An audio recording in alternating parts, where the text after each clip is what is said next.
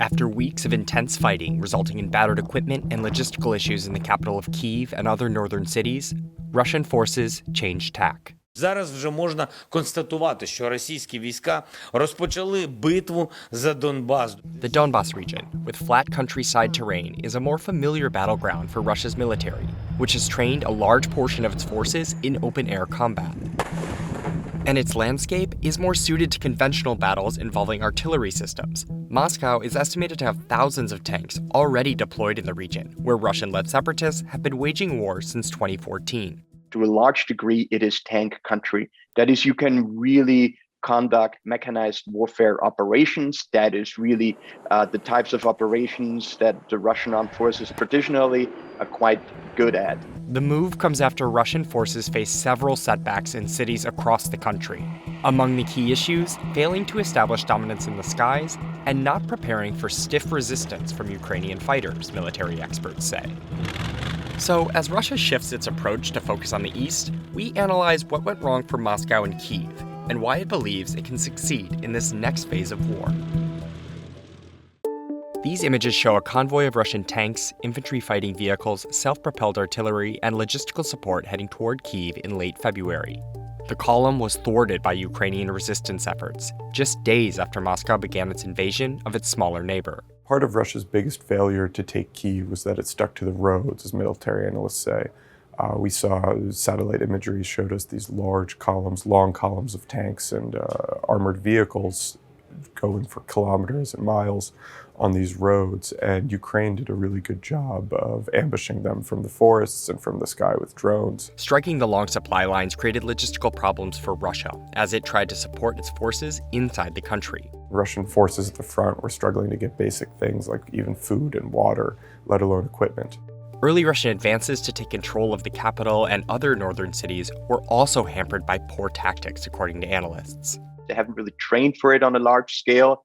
The Russian armed forces are essentially an artillery army supported by mechanized forces, that is tanks and other armored vehicles. So they always were short on infantry because the way they fight, they're not really meant to go into cities and conduct urban combat operations. That, paired with an unexpectedly resolute defense from the Ukrainian forces, armed with nimbler weapons, including Turkish-made armed drones and US-made javelins, left Russia vulnerable in the city and saw their forces retreat in late March.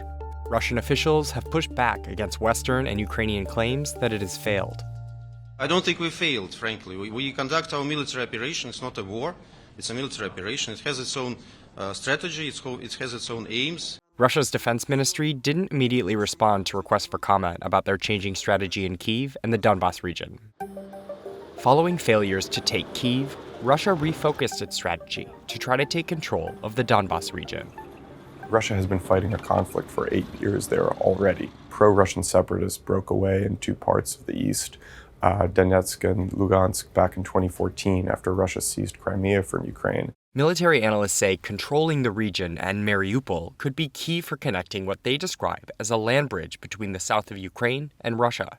Uniting the eastern and southern front lines of Russian forces, I think it would make it easier also to resupply the Russian troops in the south. There are also environmental factors at play. In contrast to Kyiv, where dense urban wooded areas prove difficult for Russian forces, the Donbas region is more open, which some analysts compare to a World War II battlefield.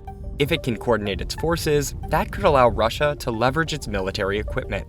The situation is a bit more advantageous for the Russian armed forces, but of course there are also some deficits, and the Russians are running low on precision-guided munitions. And Moscow faces a protracted fight with thousands of battle-hardened forces in the region.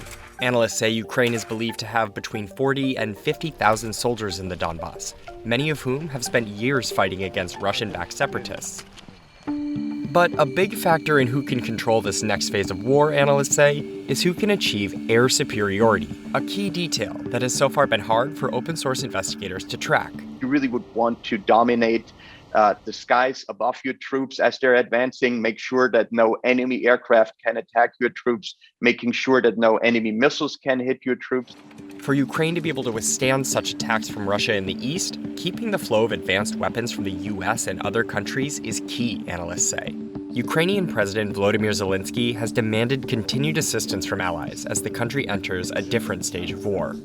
But despite Russia's shifting military focus, Putin's initial ambitions, which Western officials said were to take the capital and install a new government, may remain the same.